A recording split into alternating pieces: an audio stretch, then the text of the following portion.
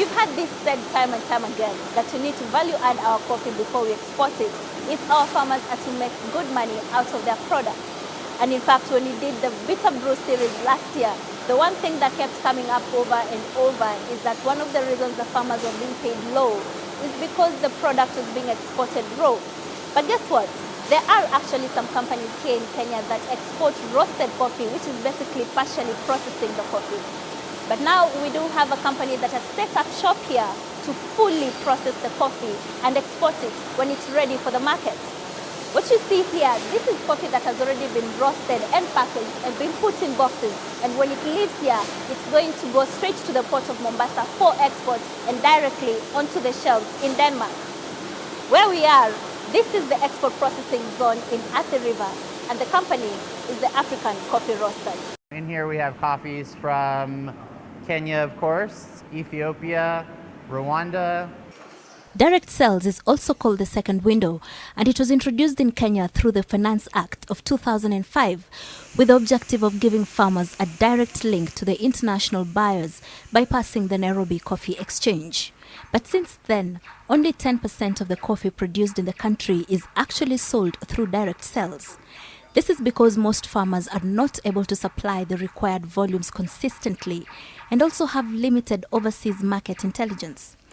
But now one of those international buyers has come to the farmer, buying directly from cooperative societies. The reason we decided to buy directly from farmers and directly from coffee cooperatives is because we are a cooperative ourselves.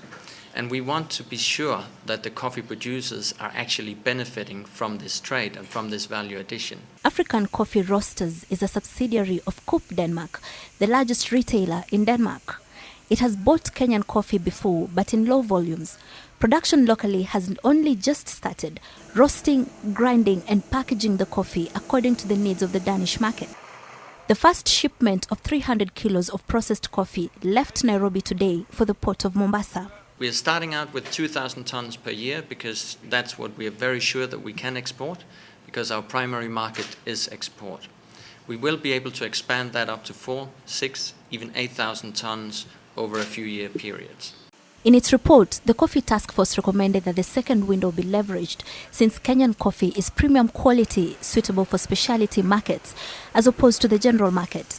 This the farmers have welcomed, saying that they earn more through the window compared to the auction. If you are going for the same grade, maybe in the auction, the grade that is going for $320 or $350 per 50 kilogram bag, maybe in direct sales it will be $450 or $400. When we look at the higher output per tree from the farmer training and the benefits of the direct trade, the income of Othaya Farmers Cooperative as a total has been increased by 212%.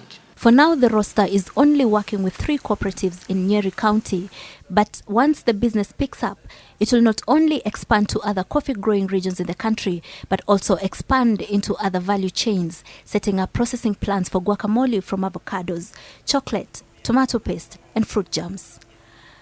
Zeynab Wandati, NTV, for Food Friday.